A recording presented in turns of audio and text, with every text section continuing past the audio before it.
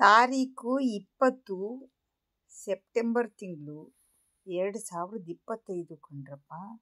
ಇವತ್ತು ಭಾಳ ಬ್ರೇಕಿಂಗ್ ಸುದ್ದಿ. ಯೂಟ್ಯೂಬ್ಗಳಲ್ಲೆಲ್ಲ ಯೂಟ್ಯೂಬರ್ಸ್ ಚಾನಲ್ಗಳಲ್ಲೆಲ್ಲ ಏನಪ್ಪ ಅಂದರೆ 30 ನಿಮಿಷ ಅರ್ಧ ಗಂಟೆ ಸುಮಾರಿಂದು ಚಿನ್ನಯ್ಯಂದು ವಿಡಿಯೋ ವೈರಲ್. ಇದ್ರಕ್ಕಿಂತ ಮುಂಚೆ ಕಡೆನೂ ನಾನು ಸುಮಾರೆಲ್ಲ ಕೇಳ್ತಾ ಇದ್ದೆ ಸುದ್ದಿಗಳು ಯೂಟ್ಯೂಬರ್ಸ್ ಕಡೆಯಿಂದ. ಮತ್ತು ಇನ್ಯಾರಿಲ್ಲ, ಅವರೇನೆ ಕೊಡ್ತಾ ಇದ್ದಿದ್ದು ಪ್ರಾಪರ್ ಟ್ರಸ್ಟ್ ವರ್ತಿ ಸುದ್ದಿಗಳನ್ನು. ಬಾಕಿ ಅವೆಲ್ಲ ಜಂಕ್ ಪಂಕು ಇದಾವಲ್ಲ, ಅವೆಲ್ಲ TV9, ಪಬ್ಲಿಕ್ TV, ಆಮೇಲೆ ರಿಪಬ್ಲಿಕ್ TV, ರಿಪಬ್ಲಿಕ್ ಕನ್ನಡ. ಅಲ್ಲಿ ಮೇಲೆ ಹೋಗಿ ಕುಂತವನೊಬ್ಬ ಅವರು ಈ ಚಾನಲ್ನ ಹುಟ್ಟಾಕ್ದವನು ಹೆಡ್ಡ. ಇವು ಭಾಳ ಚಂದ ಕೆಲಸ ಮಾಡ್ತಾರೆ ಅಂತ ತಿಳ್ಕೊಂಡವನೋ ಅಥವಾ ಇವನು ಏನಾದ್ರು ಸೇರ್ಕೊಂಡದನೋ ಯಾರಿಗೆ ಗೊತ್ತಿಲ್ಲ. ಈ ರಿಪಬ್ಲಿಕ್ TVದು ಅರ್ಣಬ್ ಗೋಸ್ವಾಮಿ ಭಾಳ ಒಳ್ಳೆಯವನು ಅಂತ ನಾನು ತಿಳ್ಕೊಂಡಿದ್ದೆ.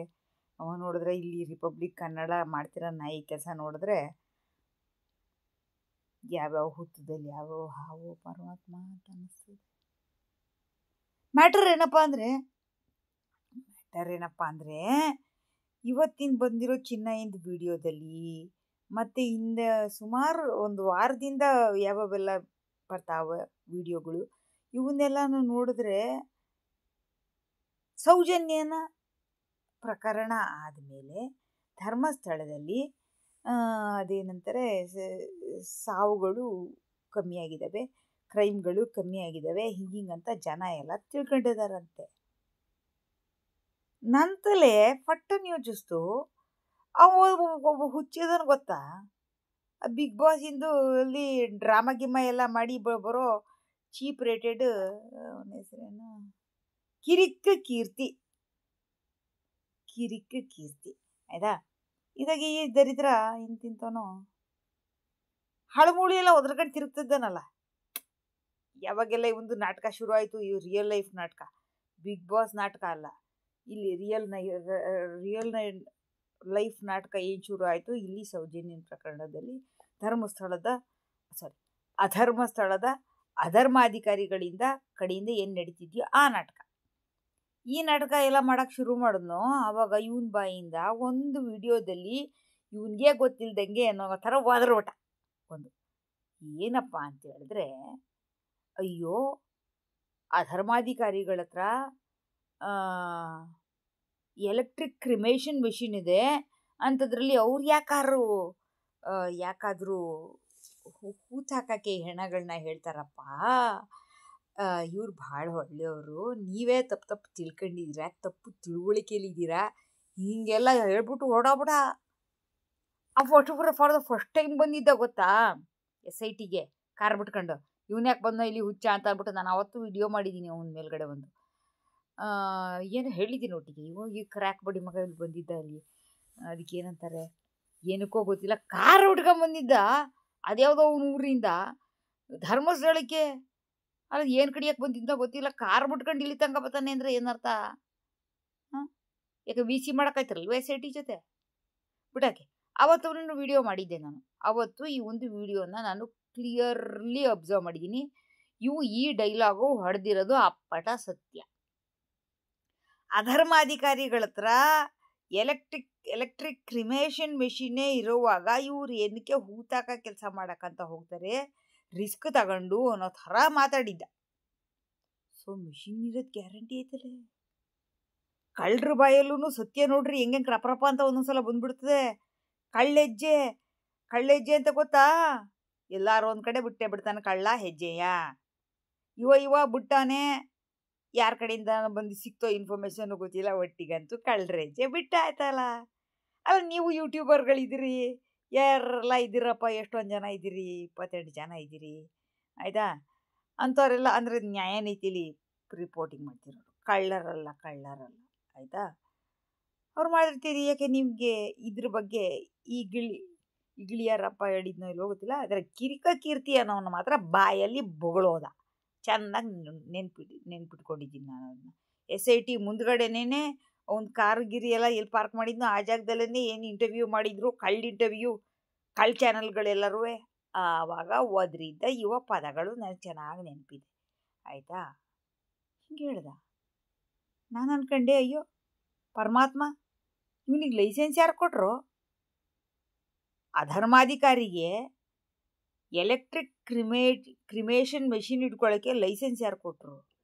ಎಲ್ಲಿಟ್ಟಾನೆ? ಆ ಜಾಗ ಯಾವುದು? ಕೊಟ್ಟಿದ್ದಾರ ಲೈಸೆನ್ಸು? ಅದಕ್ಕೆ ಏನಾರು ಒಂದು ಅಡ್ರೆಸ್ ಇದೆಯಾ?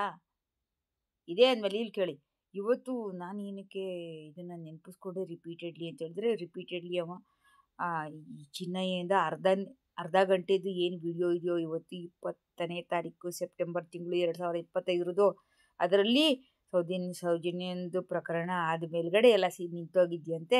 ಭಾಳ ಖುಷಿ ಆಯಿತು ನನಗೆ ಅಂತ ಇವ ಚಿನ್ನಯ್ಯ ಹೇಳ್ತಿದ್ದಾನೆ.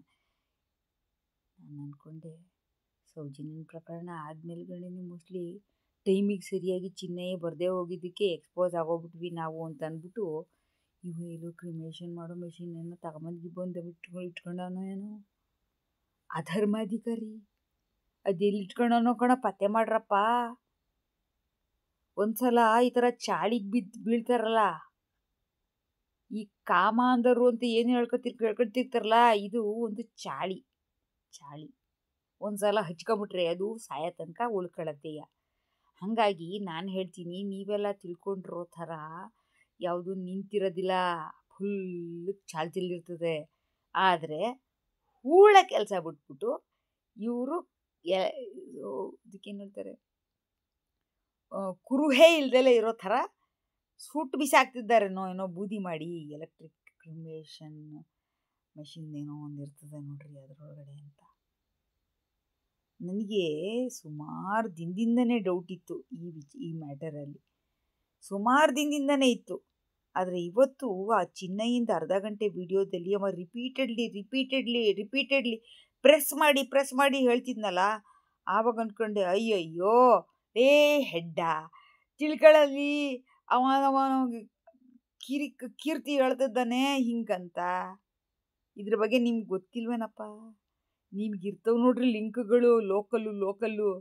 ಆ ಲೋಕಲ್ಲಿ ಲಿಂಕ್ಗಳು ಯಾರು ಒಳ್ಳೆ ನಿಮಗೆ ಪ್ರಾಪರ್ ಇನ್ಫಾರ್ಮೇಷನ್ ಕೊಡೋ ಅಂಥವ್ರು ಅವ್ರನ್ನ ಕೇಳಿ ತಿಳ್ಕೊಳ್ಳಿ. ಬಡಿ ಮಗ ಎಲ್ಲಿಟ್ಟಾನೆ ಅಧರ್ಮಾಧಿಕಾರಿ ಈ ಮೆಷಿನ್ನ, ಎಲ್ಲಿ ಸೂಟಾಗ್ತಿದ್ದಾನೆ, ಏನು ಕತೆ ಅಂತ ಅಂದ್ಬಿಟ್ಟು ಸಿಗ್ತದೆ ನಿಮಗೆ ಸುದ್ದಿ. ಲೋಕಲ್ ಜನಗಳು ಪಾಪ ಬೆದರ್ಕೊಂಡು ಅದನ್ನೂ ಹೇಳ್ದಲ್ಲೇ ಇಟ್ಟರು. ಯಾರಿಗೆ ಗೊತ್ತು, ಎಲ್ಲೋ ಅದು ಎಂಥದ್ದು ಇದೆಯಲ್ಲ, ಎಂಥದ್ದು ಒಂದು ಮಾಡಿಟ್ಕೊಂಡಿದ್ದಾರಂತಲ್ಲಪ್ಪ, ಹೀಲ್ ಮಾಡೋ ಸೆಂಟರ್, ಎಂಥದ್ದು ಕಾಯಿಲೆ ಇದ್ರೆಲ್ಲ ಹುಷಾರು ಮಾಡಿ ಕಳಿಸ್ತಾರಂತೆ. ಬೊಜ್ಜು ಗಿಜ್ಜು ಎಲ್ಲನೂ ಇದ್ರೆ ತೆಗೆದು ಕಳಿಸ್ತಾರಂತೆ. ಅಂಥದ್ದು ಜಂಕು ಅಲ್ಲಿದೆಯಂತೆ ಒಂದು.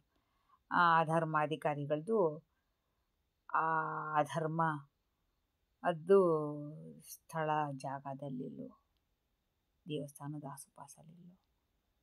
ಆ ಮುದುಕಿ ಬಂದಿತ್ತಲ್ಲ, ಅದ್ರ ಹೆಸರೇನು, ಅದ ಹೆಸರೇನಪ್ಪ ದೇವರೇ, ಭಟ್, ಸೌಜನ್ಯ ಭಟ್ ಅವ್ರದ್ದು ಜಾಗನ ಕಬಳಿಕೆ ಮಾಡ್ಕೊಂಡ್ಬಿಟ್ಟು ಆ ಜಾಗದಲ್ಲಿ ಏನೋ ಒಂದು ಮಾಡಾರಂತಲ್ಲ, ಪ್ರಕೃತಿ ಚಿಕಿತ್ಸಾಲಯ ಅಂತಂದ್ಬಿಟ್ಟು ಅದರ ಆಸುಪಾಸಲ್ಲೇ ಎಲ್ಲೋ ಇಟ್ಟಿರ್ತಾರೆ. ಯಾಕಂದರೆ ಈ ವ್ಯವಹಾರಗಳು ಏನೇನು ನಡೀತಿದ್ದಾವೋ ಇವ್ರದ್ದು, ಇದು ಮೋಸ್ಟ್ಲಿ ಅಲ್ಲೇ ನಡೀತಾ ಇರ್ತದೆ ಮೋಸ್ಟ್ಲಿ. ಆ ಬಾಂಗ್ಲೆಗುಡ್ಡದಲ್ಲಿ ನಡೀತಿರುತ್ತೆ.